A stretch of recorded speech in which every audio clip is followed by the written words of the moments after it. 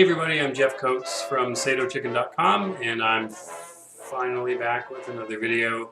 And this one is going to be about posing and gestures. So I thought I'd just kind of show you how I do it. So I wouldn't really recommend looking at my stuff for anything that's like anatomically correct or anything like that. It's just kind of how I do it. So maybe it's inspiration, maybe it's just a cautionary tale, whatever you want.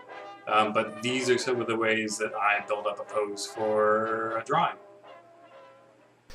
So when I talk about gestures, what I really mean is sort of posing, like posing your characters for a drawing. So the first thing I'll show you is lines of action. So I don't draw these all the time, but if something gets really complicated for me, I will. And it's a really good thing to do when you're just kind of starting out and you're not too sure of what you want to draw. So the very first thing you draw is just a basic line of action, and it's the sort of flow of energy that a character has. So here's just a few different versions of a line of action, and then I'm going to just draw characters over top of that so you can see how they use them. So slouchy lines or more energetic lines. And you just sort of like take the body parts and you sort of follow those lines of action for most of the parts, and it kind of can be used everywhere. So you see here, just with a few rough sketches, what that might look like. So we'll get rid of those.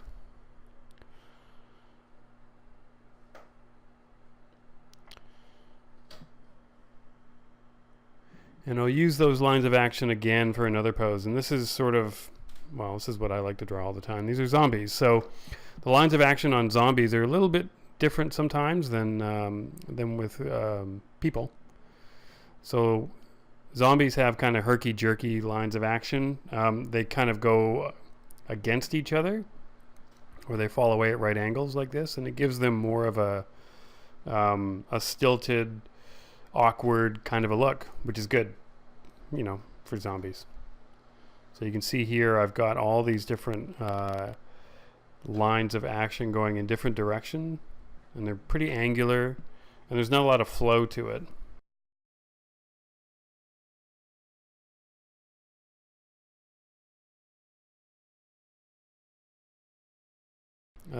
This one here I'm going to draw with a little bit more flow, and this is more like your slouchy, slumpy kind of a zombie.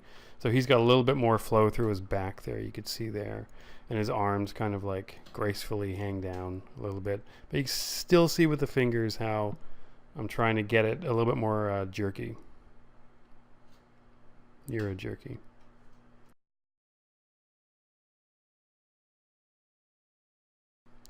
So I'll do a bit of a pose sequence here for you. So this would be taking a character through a few different looks.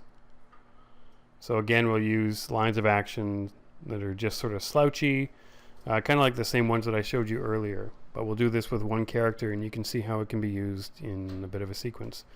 So again, I just draw those lines, I make a new layer on top of that, and I just start working out the shape. You can see my body shapes tend to be pretty blobby, which is kind of how I like things to look. You may not want that, but you know, for me it works. It's a little bit tricky because most of my characters don't have necks, which is a bit weird. And then we'll just do something different with him here. So it kind of goes in the opposite direction. He's still facing the same direction, but the energy goes in the opposite direction. And even with that, you can see like I'm kicking the arms out here. Every part of the character doesn't have to follow that line of action, and it shouldn't actually, because if it does, it doesn't look very true or interesting. If you give little details or bigger details like the arms going in different directions from that main line of action, then it's just, to me, it just seems a bit more visually appealing.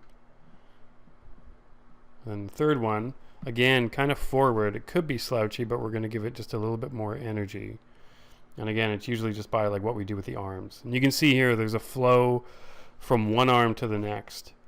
So that's a continuous line across those two arms. So there's flow there. And I'll do the same thing with the legs. If this one's up here, the other one kind of flows out the back in the same line. So with those basic sketches, I'm going to go in and I'm just going to do some cleaned up versions.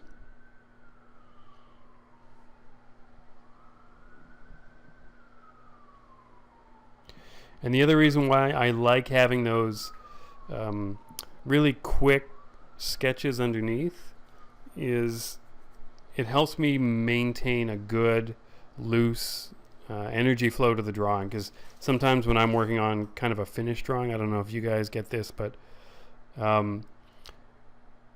you can lose that sort of loose feel to them sometimes, and it feels a bit stiff and awkward. And it's kind of hard to put your finger on what that is when you look at the final drawing, but if you don't have good flow to the way you're laying out your drawing, then it just kind of comes across as stiff, and it's not as interesting. So again, I'm loosely following the lines of action here. These are obviously loose sketches underneath, so I don't have to follow them exactly, and I'm just adding details as I go in. It's good to add that detail too, just because it does break up the blobbier shapes, right? I always find for me that if I don't add little details like the stitching on the jeans or creases and stuff on the shirt, I just don't feel good about the drawing. It just feels kind of incomplete or a bit too simple, and that, you know, maybe something I need to get over. Then for the final guy, he's using that same line of action. He's kind of leaning forward, but different. He's not slouchy. This guy, we're going to take his arms and kind of throw him up here, and he'll just be more high energy. And I figure he, locked his keys in his car, and the car is in drive. Yeah, that's what happened.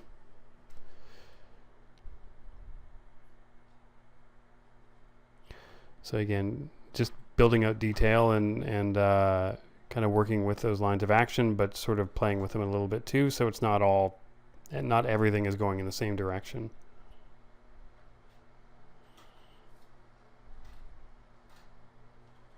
Looks about right.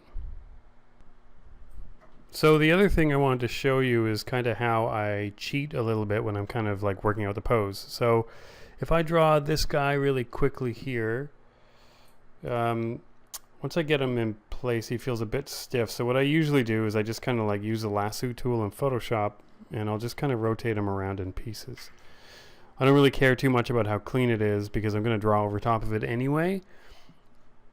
But once I get the posing kind of right in blocky shapes, I'll go in and do another layer over top of it, and I'll just try and work out a bit more detail to it here.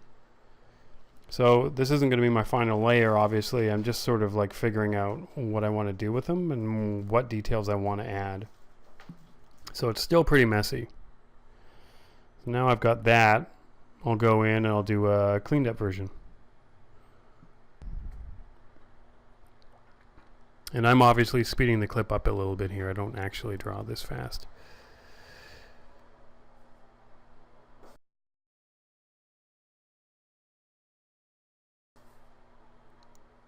But again, using those lines just to keep it a bit loose and then go over top of them. I like that shoulder, like see where I've got the shoulder coming out from the back like that. That's a good flow line, I find.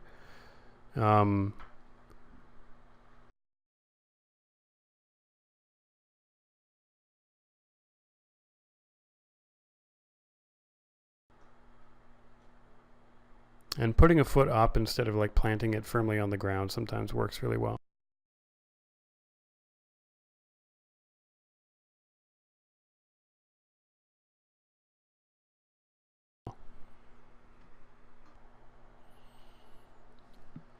So here's another guy.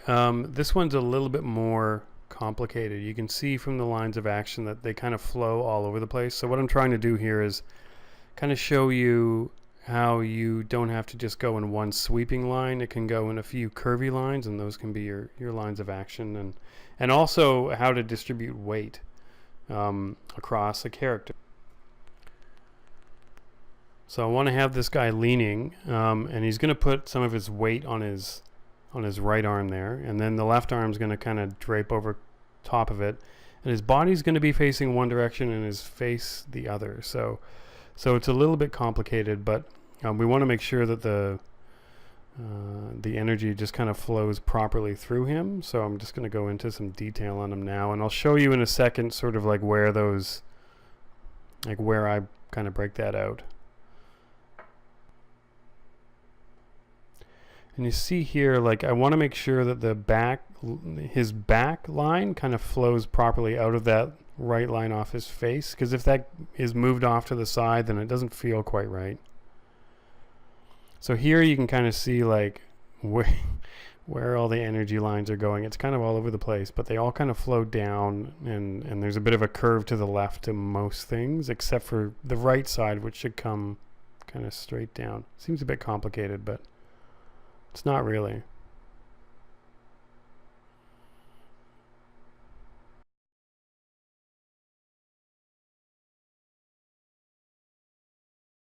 So that's it. Hope you liked it.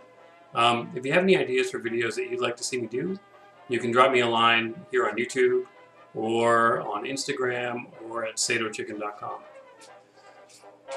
Yeah.